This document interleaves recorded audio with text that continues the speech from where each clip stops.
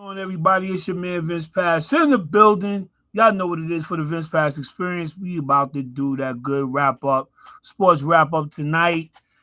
Man, there's a lot to talk about, but I'm only gonna talk about one thing in particular. Y'all know what it is. But welcome to 2024, everybody. Y'all know what it is, man. Hope that whatever you was leaving out of 2023 with, you didn't carry into 2024.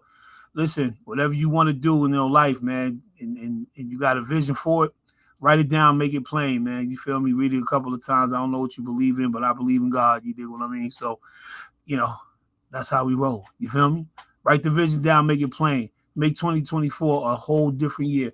Shout outs to my pastor, man. You know what I'm saying? Dre in the building. You feel me? Happy birthday to you. Want to give a shout out to Coach Collie Jones, the former head coach over at Winthrop High School, who is now over in Middletown Middies.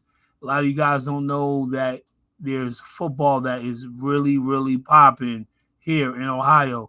But anyway, Middletown Middies got a great coach. He had Winthrop on his back for the last 5 years, led them to playoffs and championship games. And Coach Collie Jones, man, you are incredible. Roll Radio is definitely going to miss you.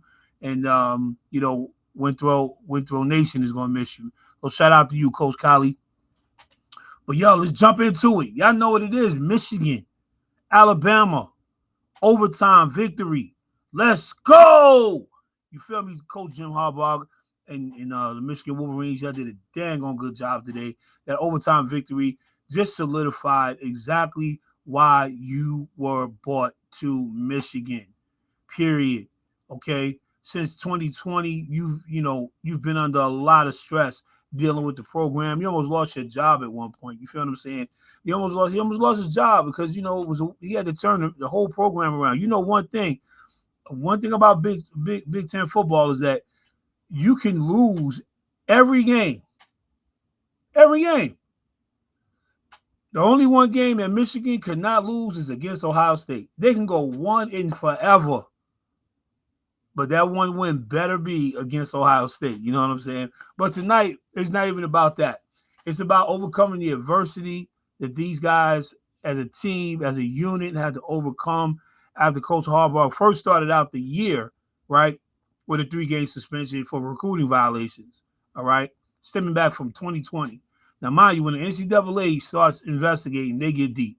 They don't play. They're looking at your taxes. They looking at everything. They try to find out where you went to elementary school at, where you was at daycare, pre-K, all that. So they go over things with a fine-tooth comb in a super microscope that could probably see to the planet Pluto that the scientists no longer call Pluto. I don't know why, but anyway, I don't get that one. But anyway, and so with that being said, then he turns around and get hit again with another violation for cheating, okay, for looking at calls. And people tried to link that to 2 years ago for when they started winning, like he was doing this for the last 2 years. And I want to preference something real quick.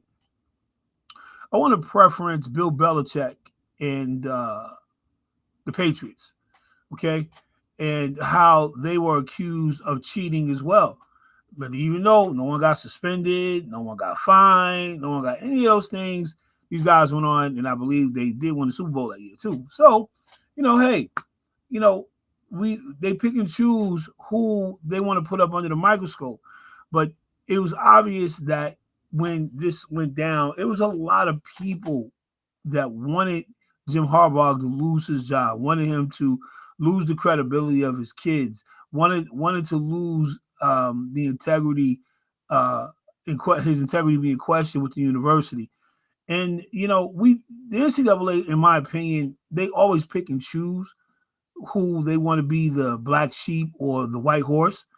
And, it's just not right. It's just not fair. I'm not saying that there wasn't something going on or he may have done something, but hey, I look at it like this. There are a lot of programs that are doing a whole lot of things, but when these programs aren't winning and they're dealing in mediocrity, it's never a fuss being made. But when you have a coach like Jim Harbaugh who took the Michigan program from where it was at years ago before he got there And even though they went through their struggles and he turned it around, started beating teams and things like that, all of a sudden, other entities and want to investigate and then send information to the NCAA, then now we got this. Not saying that he should not be held accountable for anything that he does. I'm not going to say that. But please, let's stop bringing up the things that he had done to get the program to where it is.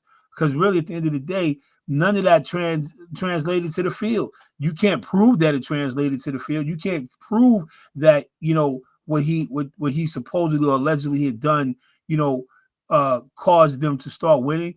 It's a D1 level program. What do you think? They're going out here and recruiting kids that's playing in Sandlot League right now?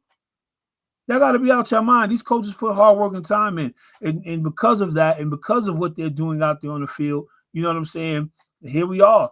The Wolverines beat Alabama in an overtime victory. And it almost got away from them. And they know it did. But still, we are not going to deny the fact that Coach Jim Harbaugh and the Michigan Wolverine fan base, the Michigan Wolverine alumni, the Michigan Wolverine students, the Michigan Wolverines football team were there to support. They were there to win. They was not coming home from the Rose Bowl without the win. You feel what I'm saying? That's exactly what they did. You feel what I'm saying? So shout out to Coach Jim Harbaugh. Shout out to the Michigan Wolverine football team. Shout out to the fan base. Shout out to all of you that is Michigan fans. And go blue. That's all I can tell you. Go blue. Go big blue. And it was just an awesome game. It was an awesome game overall.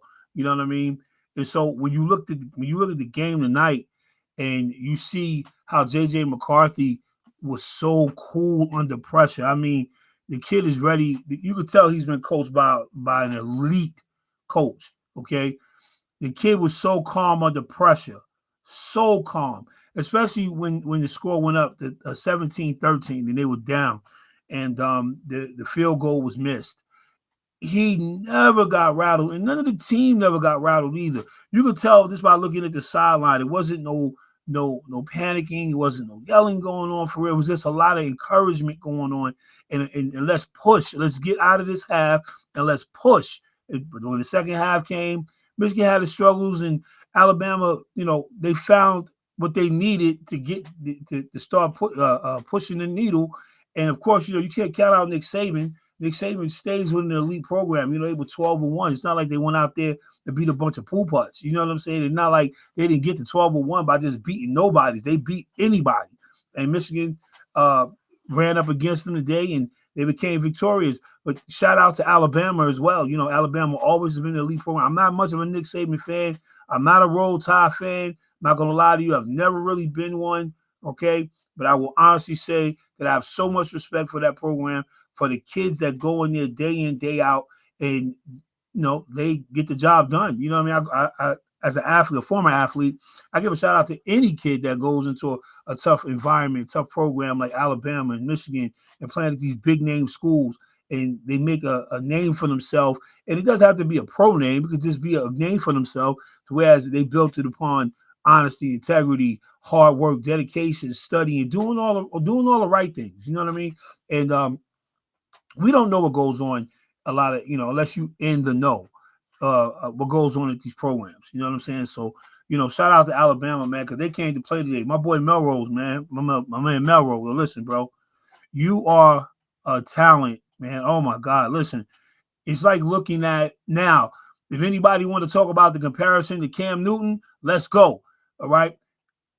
What is he? 6'3", 6'4", like 230, 240. This kid runs. His feet is incredible.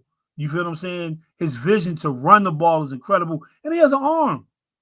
It's like you got a Mike Vick, Randall Cunningham, Warren Moon style mixed with a Cam Newton all in one. Yes, I named some great black quarterbacks just now. And he has an arm, like, in my opinion, and his accuracy has gotten so much better. By the time it's all said and done, he definitely will have a Donovan McNabb style of playing the game.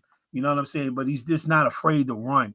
And I shout out to young boy. Even though you fumble, you got a fumble in the at a critical moment in the game, you still managed to play hard and you didn't give up. But I know that you should not have your head down, son, because of what you have accomplished this year after being benched. You took that adversity and you turned it around, got back to your starting role, and you led your team all the way out. You know what I'm saying? So shout out to you. And again, shout out to Michigan football. You know, right now, Texas and Washington are playing. And I'm looking forward to seeing Washington and Michigan play. But you can't count out Steve Sarkisian. I always get that name wrong. Never could pronounce that right. And shout out to Texas, but you can't count them out. This is going to definitely be a high scoring game. Right now it's just 14-7. So I'm just sitting here chopping it up with my people real fast to drop this recording to you. What else can I say? That Michigan football is definitely here. I don't know what's next for Coach, but I'm quite sure the NCAA is not done with him yet. But shout out to the kids on this victory tonight. There's just so much we could talk about in this thing right here. So much to talk about.